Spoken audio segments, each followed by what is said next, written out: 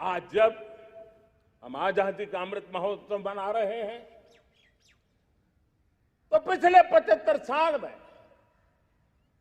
देश के लिए जीने मरने वाले, देश की सुरक्षा करने वाले, देश के संकल्पों को पूरा करने वाले, चाहे सेना के जवान हो, पुलिस के कर्मी हो, शासन में बैठे हुए ब्यूरोक्रेट्स हो, जनप्रतिनिधि हो, स्थानीय स्वराज की संस्थाओं के शासक प्रशासक रहे हो, राज्यों के शासक प्रशासक रहे हो, केंद्र के शासक प्रशासक रहे हो, 75 साल में इन सबके योगदान को भी आज स्मरण करने का अवसर है और देश के कोटि कोटि नागरिकों को भी जिन्होंने 75 साल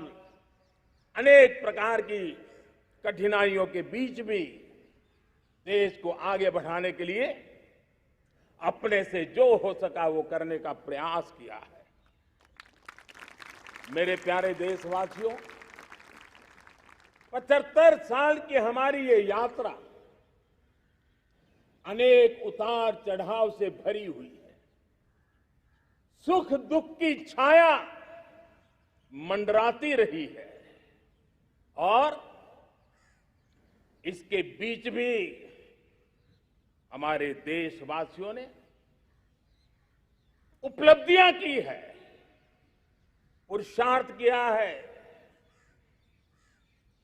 हार नहीं मानी है, संकल्पों को ओझल नहीं होने दिया है। और इसलिए और ये भी सच्चाई है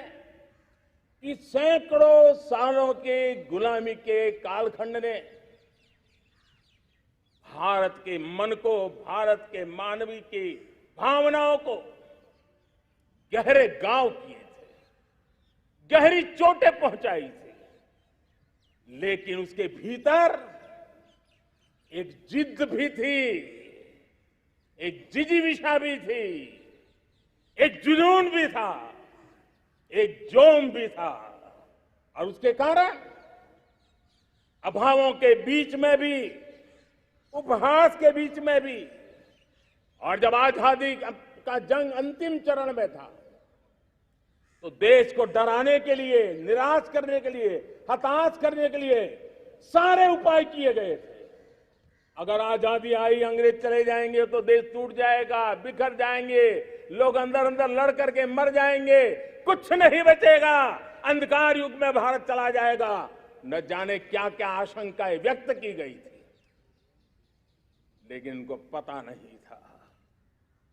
ये हिंदुस्तान की मिट्टी है। इस मिट्टी में वो सामर्थ्य है जो शासकों से भी परे सामर्थ्य का एक अंतर प्रभार लेकर के जीता रहा है, सदियों तक जीता रहा है। और उसी का परिणाम है हमने क्या कुछ नहीं झेला। कभी अन्न का संकट झेला, कभी युद्ध के शिकार हो गए, आतंकवाद ने डगर डगर चुनौतियां पैदा की, निर्दोष नागरिकों को मौत के घाट उतार दिया गया, छद्म युद्ध चलते रहे, प्राकृतिक आपदाएं आती रही, सफलता विफलता, आशा निराशा, न जाने कितने पड़ाव आए हैं, लेकिन इन पड़ाव के बीच भी भारत आगे बढ़ता रहा। भारत की विविधता जो औरों को भारत के लिए बोझ लगती थी,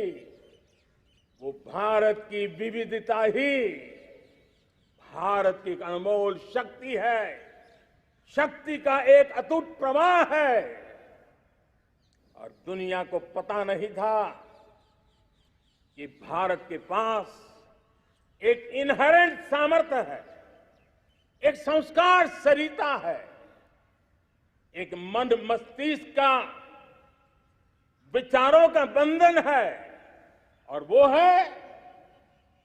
भारत लोकतंत्र की जननी है, मदर ऑफ डेमोक्रेसी है। और जिनके जहन में लोकतंत्र होता है वे जब संकल्प करके चल पड़ते हैं वो सामर्थ्य